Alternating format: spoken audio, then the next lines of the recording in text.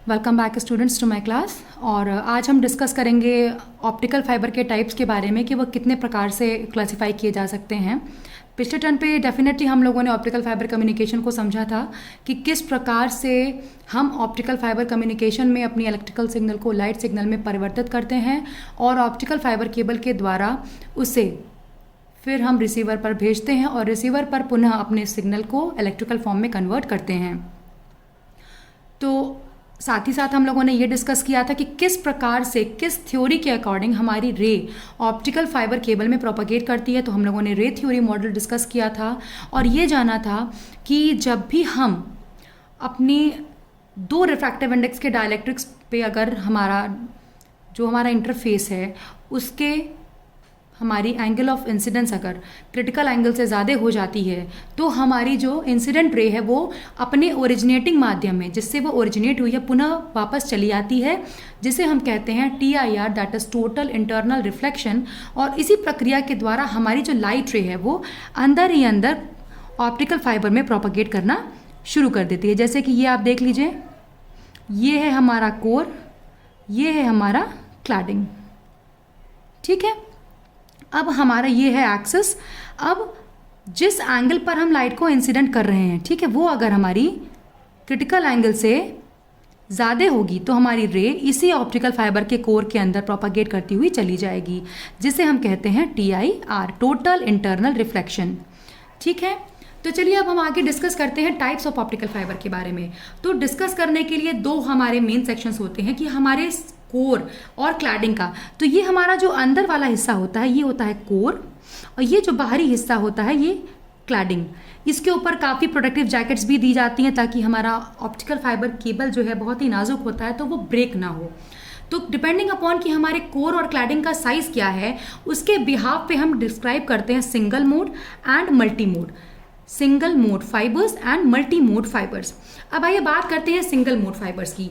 तो single mode fibre मतलब एक जिसके अंदर केवल एक प्रकार की मोड या एक प्रकार की फ्रीक्वेंसी ही ट्रेवल कर सकती है।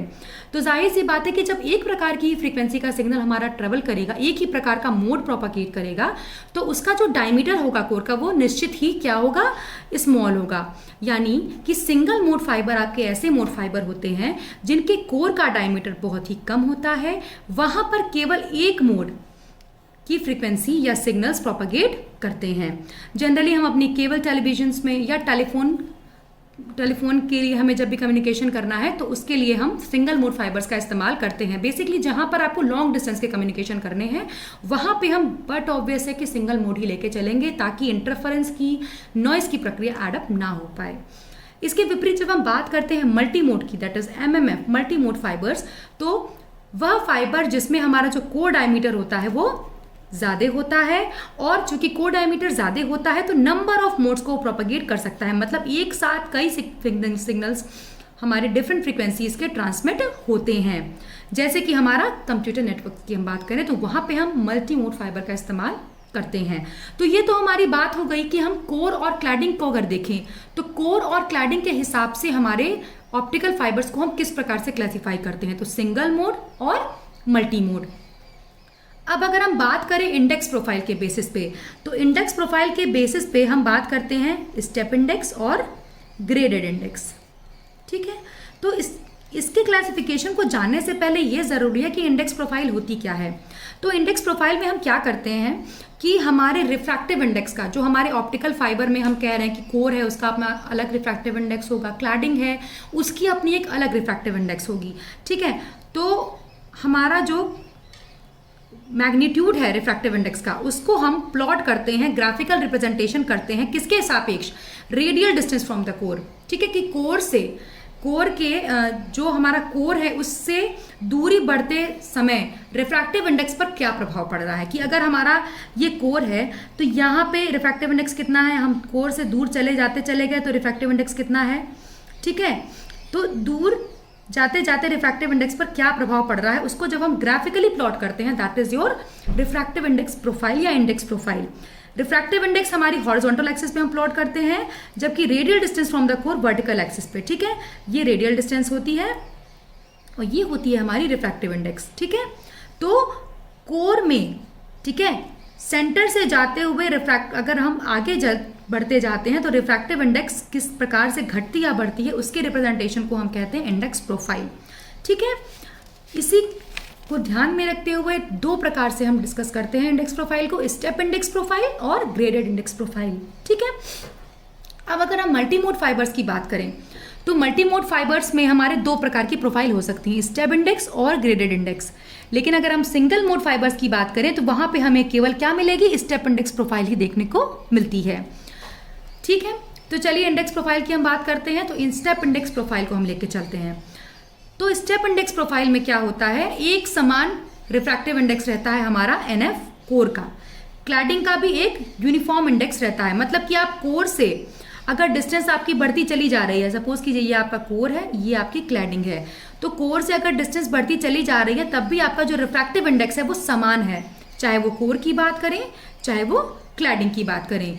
तो अगर आपका कोर से आगे बढ़ते हुए भी रिफ्रैक्टिव इंडेक्स समान रहता है, कोई चेंज नहीं होता, यूनिफॉर्म पूरे कोर में आपका समान रिफ्रैक्टिव इंडेक्स चलता है और क्लैडिंग में भी समान रिफ्रैक्टिव इंडेक्स है, कोई वेरिएशन नहीं होता, तो उस तरह की हम प्रोफाइल को कहते हैं स्टेप इंडेक्स प्रोफाइल, जहां पर कोर का रिफ्रैक्टिव इंडेक्स क्लैडिंग के रिफ्रैक्टिव इंडेक्स से ज़्यादा होगा। ठीक है, क्योंकि आपको मैंने ये बता रखा है कि प्री प्रोपगेशन के लिए ये सेक्शन होना ज़रूरी है। ठीक है, देखिए आप रेडियस ऑफ द कोर, ये ए है आपका radius of the core, B है आपका रेडियस ऑफ द क्लैडिंग, ये हमारा है एक्सिस जहां पे रे ट्रेवल करती है। हमने एक ले रखा है अपना डाइलेक्ट्रिक एयर और एक ले रखा है डाइलेक्ट्रिक हमने ग्लास को। ठीक है, फाइबर कोर है हमारा ये। ठीक है, NF तो ये भी यूनिफॉर्म रहेगा all over the centre and outwards, और हमारा क्लैडिंग इसका भी रिफ्रैक्टिव इंडेक्स भी हमारा समान रहेगा। तो स्टेप इंडेक्स प्रोफाइल एक ऐसी इंडेक्स प्रोफाइल है कि जहां पर आपका कोर और क्लैडिंग का समान यूनिफॉर्म रिफ्रैक्टिव इंडेक्स रहता है जो कि चेंज नहीं होता, और NF is greater than NC, यानी कोर का रिफ्रैक्टिव इंडेक्स ज़्यादा होगा क्लैडिंग के रिफ्रैक्टिव इंडेक्स से। ठीक है, अब यहाँ पे अगर कोर पे हमारी जो हमारी रे है वो एंटर करती है तो वो डिफरेंट एंगल्स पे एंटर करती है। ये देखिए, ये एक एंगल है, ये एक एंगल है, θ1 θ2। ठीक है, तो rays entering at different angles. अब जो रे जिस एंगल पर एंटर करती चली जाएगी उसी पाथ को फॉलो करते हुए आगे बढ़ती चली जाएगी और डिफरेंट डायरेक्शंस में जाएगी। रे नंबर 1 आपकी ये चलना शुरू की और डिफरेंट डायरेक्शन में गई। रे नंबर 2 आपकी डिफरेंट एंगल पे एंटर करी, देखिए रे नंबर 1 θ1 एंगल पे एंटर करी, रे नंबर 2 θ2 एंगल पे एंटर करी। तो दोनों रेज डिफरेंट एंगल पे एंटर करेंगी और डिफरेंट एंगल पे बाहर निकलेंगी अलॉन्ग द डिफरेंट डायरेक्शंस। ठीक है, तो ये तो बात हो गई आपकी स्टेप इंडेक्स प्रोफाइल की। चलिए अब हम बात करते हैं ग्रेडेड इंडेक्स प्रोफाइल। ठीक, यहाँ पर क्या है कि हमारे कोर का जो रिफ्रैक्टिव इंडेक्स होता है वो यूनिफॉर्म नहीं होता। ठीक है, क्लैडिंग की तरफ बढ़ते बढ़ते इसका रिफ्रैक्टिव इंडेक्स क्या होता है, बढ़ना लगता है। ठीक है, ठीक है, ग्रेडेड इंडेक्स प्रोफाइल ऐसी प्रोफाइल होती है जिसमें हमारे कोर का रिफ्रैक्टिव इंडेक्स क्या होता है, क्लैडिंग की तरफ जाते जाते बढ़ना शुरू हो जाता है। यानी कि ग्रेडेड इंडेक्स प्रोफाइल एक ऐसी प्रोफाइल है जिसमें कोर का रिफ्रैक्टिव इंडेक्स समान नहीं होता, नॉन यूनिफॉर्म होता है, और जो कि कोर से क्लैडिंग की तरफ जाते वक्त क्या होता है, इंक्रीज करने लगता है। ठीक है, यहाँ पे जो हमारी रे है वो ऑप्टिकल फाइबर केबल में एंटर करती हुई चली जाएगी। ठीक है, and travels a periodic path along the axis, एक पीरियोडिक टेबल की तरफ फॉलो करती हुई रे हमारी चली जाएगी और डिफरेंट एंगल्स पे डिफरेंट पाथ फॉलो करते हुए जाएगी, पर पीरियोडिक टाइम इनका सेम होगा। ठीक है, तो ग्रेडेड इंडेक्स प्रोफाइल आपकी वो इंडेक्स प्रोफाइल है जिसमें आपके कोर का रिफ्रैक्टिव इंडेक्स एक समान नहीं होता। कोर का रिफ्रैक्टिव इंडेक्स आपका एक्सिस से अलोंग जब आप क्लैडिंग तक जाने लगोगे तो वो बढ़ना शुरू कर देता है। रेज आपकी डिफरेंट एंगल पे बेंड करते हुए आगे बढ़ती हैं, एक पीरियोडिक पाथ को फॉलो करती हुई जाती हैं, डिफरेंट एंगल पे एंटर करती हैं, डिफरेंट पाथ भी फॉलो करती हैं, परंतु उनका जो पीरियोडिक टाइम होता है वो एक समान होता है, चाहे वो कौन सी भी रिज्म लेके चलें। ठीक है, चलिए अब हम बात करते हैं, जैसे मैंने बताया था आपको कि मल्टी मोड की अगर हम बात करें तो मल्टी मोड फाइबर्स में हम स्टेप इंडेक्स भी लेके चलते हैं और ग्रेडेड इंडेक्स भी लेके चलते हैं, परंतु सिंगल मोड में हम केवल स्टेप इंडेक्स लेके चलते हैं।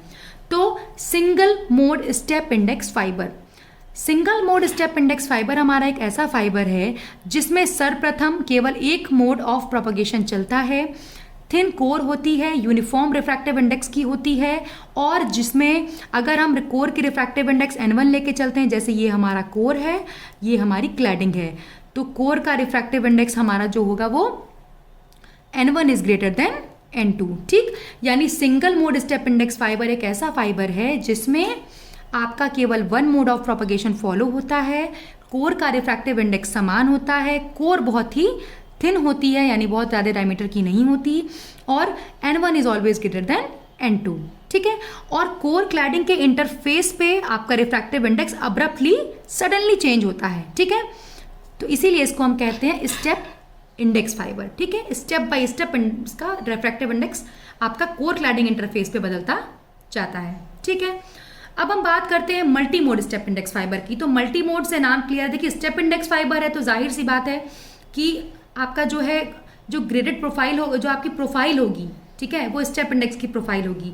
लेकिन अंतर क्या होगा, हम मल्टी मोड की बात कर रहे हैं, तो मल्टी मोड में क्या होगा कि कोर जो होगा आपका वो लार्जर डायमीटर का होगा इसमें। ठीक है, लेकिन सिंगल मोड में क्या था, आपका कोर बहुत ही स्मॉल था, लार्ज नहीं था।